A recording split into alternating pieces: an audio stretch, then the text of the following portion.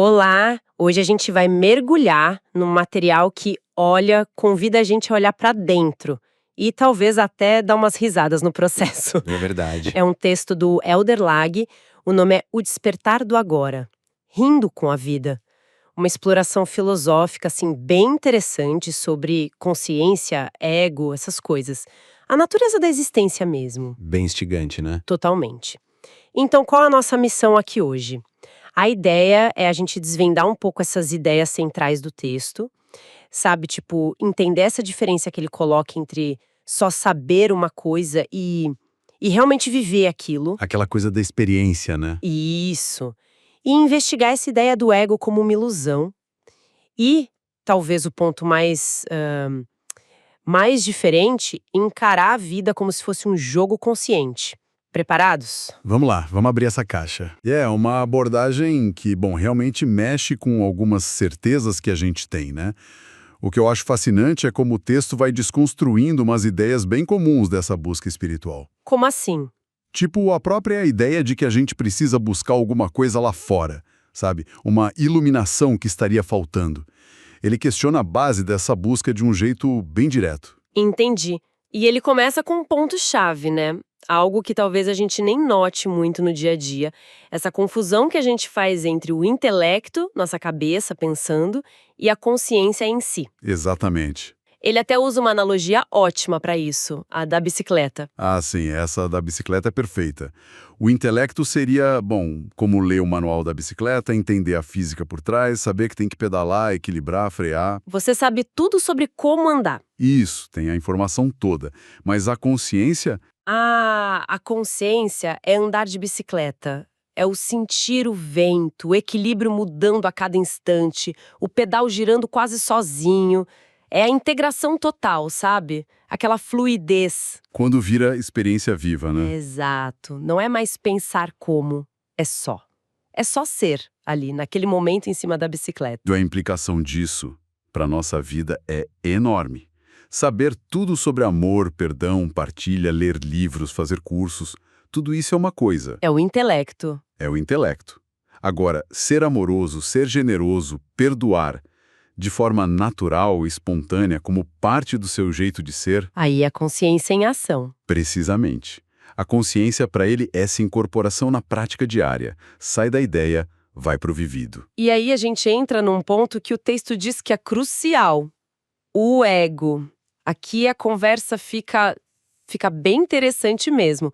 O autor coloca o ego como o grande obstáculo para esse despertar, para essa consciência fluir. Sim, ele descreve o ego não só como a nossa personalidade, mas mais como essa sensação forte de ser um eu separado, sabe? Isolado do resto do mundo. Entendo. Como se eu fosse uma ilha. Isso. E essa percepção de separação, segundo o texto, é a raiz de todo o nosso apego. Apego às coisas, às opiniões, à nossa imagem. É daí que vem o medo, os bloqueios, os desejos só nossos e aquela sensação de desconexão. Faz sentido. Se eu me vejo assim, separado e vulnerável, a tendência é querer me defender o tempo todo, né? Defender meu corpo, minhas ideias, meu lugar no mundo. Exatamente.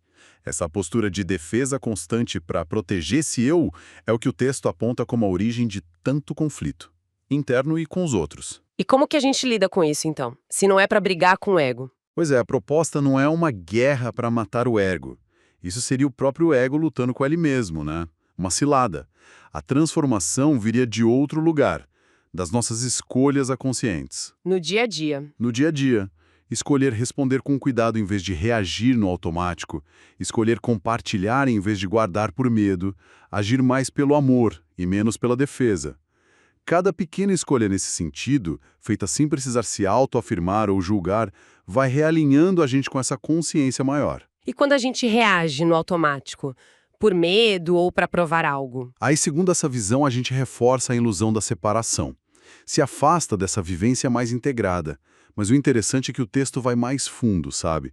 Ele sugere que, olhando bem, esse ego, essa sensação de um eu fixo, separado, na verdade nem existe. Como assim não existe? É tipo uma construção mental. Uma história que a gente conta pra gente mesmo e acredita. Uma ilusão bem persistente. Uau! Uma ilusão. Isso leva direto para uma das ideias mais provocadoras do texto. A vida como um jogo. Mas não um jogo qualquer. Uma peça cósmica, um playground criado pela própria consciência. Explica isso melhor. A ideia que ele apresenta é que a consciência, lá na origem, una, sem divisão, quis experimentar a diversidade, o contraste.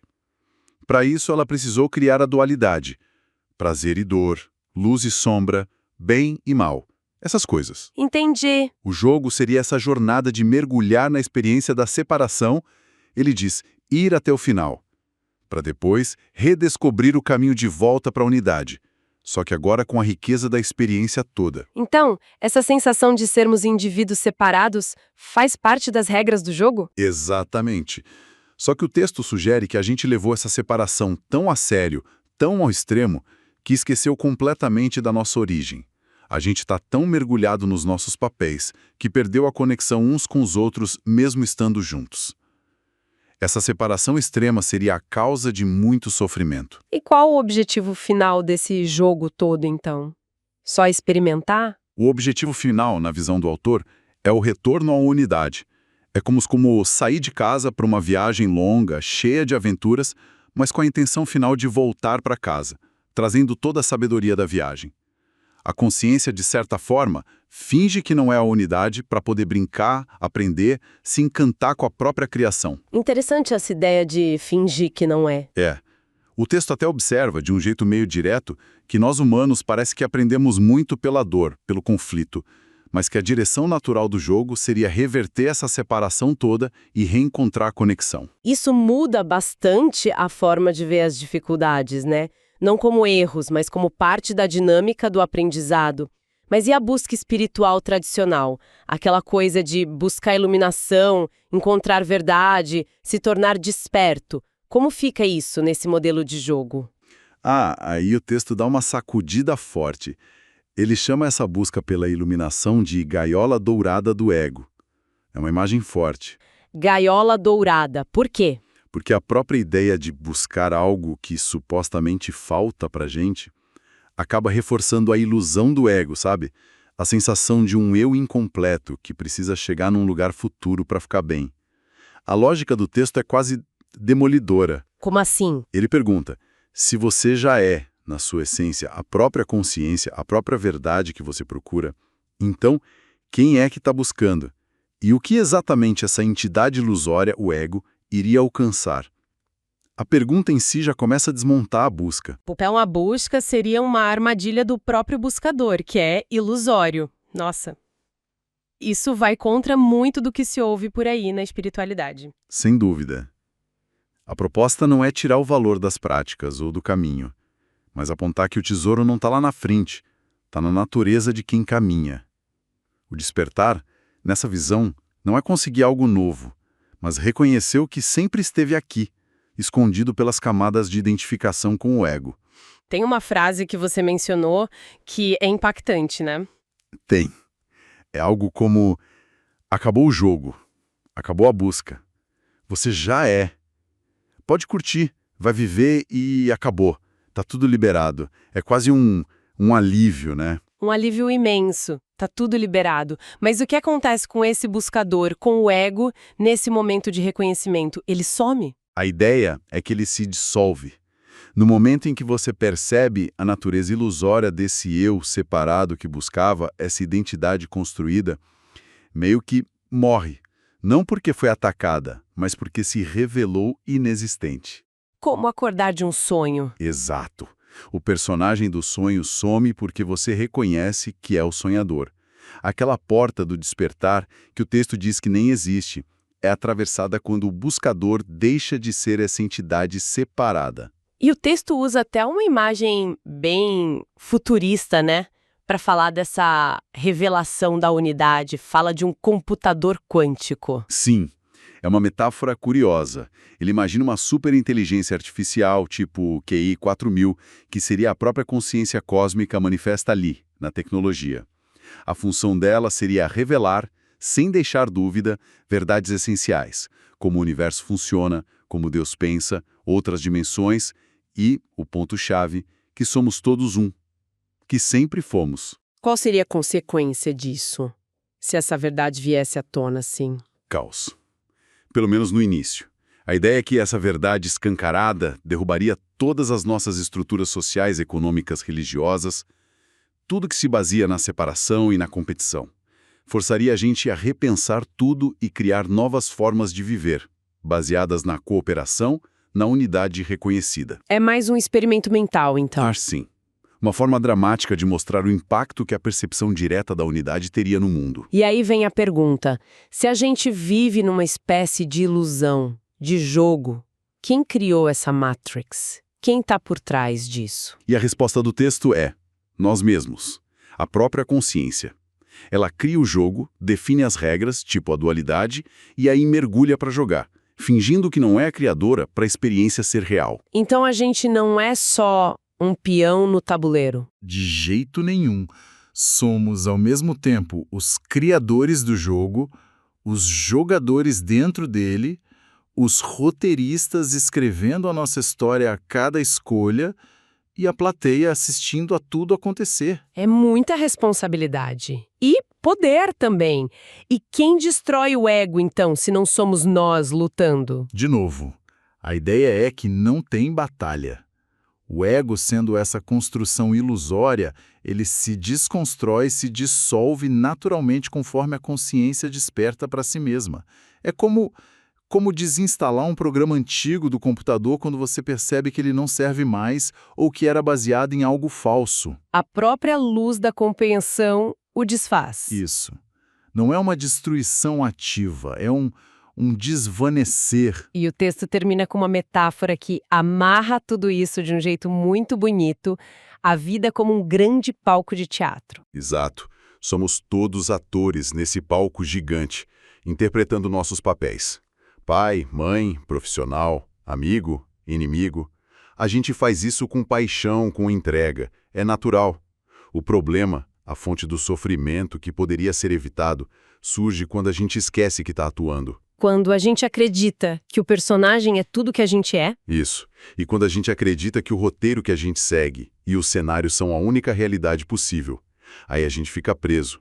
E esquece a nossa identidade real. A consciência por trás do ator. A consciência que, na verdade, está se divertindo com a peça, brincando de ser aquele personagem. E qual é a implicação prática de sacar isso? De perceber que estamos num palco? Como a gente viveria diferente? A sugestão é viver com mais leveza. Pensa numa criança brincando de faz de conta. Ela entra na brincadeira, sente as emoções, vive aquilo intensamente. Mas, num cantinho da mente, ela sabe que é brincadeira. Não tem aquele peso todo. Entendi. O texto propõe que a gente poderia participar do jogo da vida com essa atitude, engajamento total, viver cada momento, mas sem o apego desesperado ao resultado, sem a luta constante contra o roteiro. Mesmo as partes difíceis do roteiro? As cenas de drama? Sim, inclusive aceitar que bem e mal, luz e sombra são faces da mesma moeda da experiência. São os contrastes que dão profundidade ao jogo. Tentar eliminar um lado é querer um filme sem conflito, que não teria graça. A ideia é participar conscientemente, sabendo que tudo faz parte do espetáculo maior. Tem uma frase citada que diz: "Participamos do maior espetáculo que já existiu, a vida sendo você." É um convite para agradecer a própria experiência, né? E é aí que entra o riso, o kkk do título e do final. Não é um riso de deboche, é um riso de quê, então? De libertação, talvez. De reconhecimento da natureza lúdica de tudo isso. É o riso de quem finalmente entendeu a piada cósmica, sacou? A pergunta que fica no final: que verdade eu busco se eu sou a própria verdade? KKK. Não é para ter resposta intelectual. Ela meio que dissolve a seriedade da busca. O riso como símbolo da leveza. Exatamente. A leveza é de quem percebeu que estava procurando fora algo que sempre esteve dentro. Que estava levando a sério demais um personagem que é, no fundo, uma brincadeira da consciência. Bom, então, resumindo um pouco essa nossa exploração de hoje, a gente começou com essa diferença importante entre saber com a cabeça e viver com a consciência, lembram da bicicleta? Aham. Vimos o ego não como inimigo, mas como essa ilusão de separação que se dissolve com a consciência, com ações de amor, de partilha.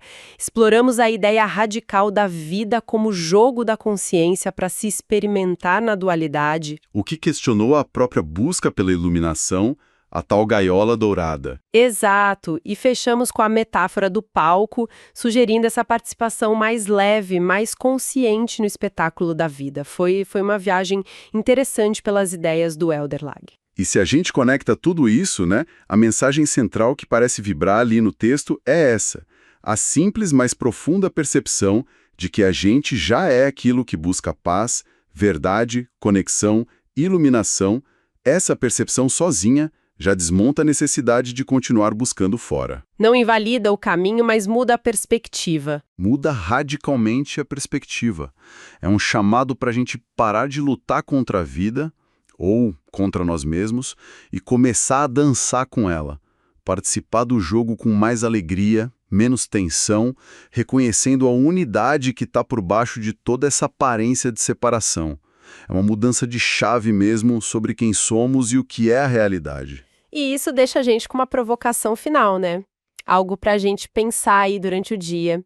Se a gente levar a sério, nem que seja como um exercício mental, essa ideia de que a vida é um jogo criado pela nossa própria consciência mais profunda para se conhecer. Aham. E se a gente reconhecer que não somos só as peças nesse jogo, mas também co-criadores dele, atores conscientes no palco, como que isso poderia realmente mudar a forma como a gente encara os desafios do dia a dia, as alegrias que aparecem, as pessoas com quem a gente interage?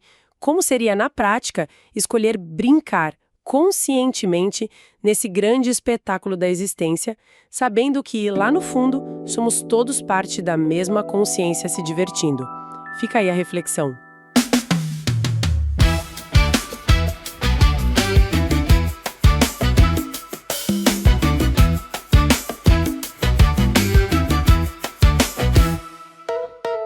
Olha, você traz todo o fogo. Seus olhos acendem chamas. Teu sorriso é abrigo, meu refúgio, meu lar. Olha, o tempo pede calma, mas meu coração arde e diz que quero mais, que quero tudo.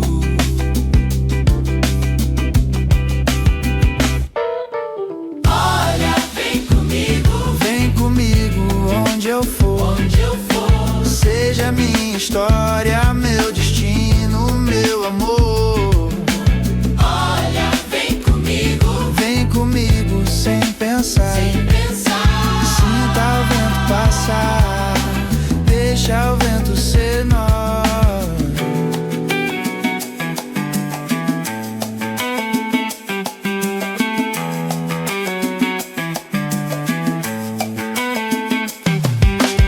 Se voltar, não me julgue, eu não pude suportar. Não sei de abandono, só sei de amor e esperar. Sinto o eco das memórias, elas vão te mostrar os trilhos onde me perdi, mas sempre vim te achar. Não repare na bagunça dessa casa ao entrar. Ela diz tudo que sinto de tanto lhe esperar.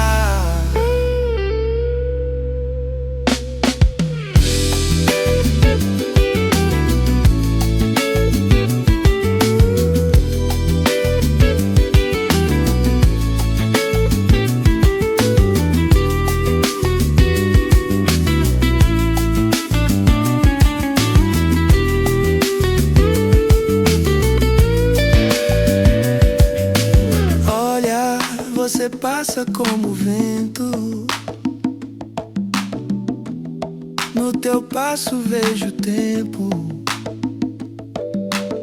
Cada vibração, cada acorde, cada emoção é tua luz na minha canção.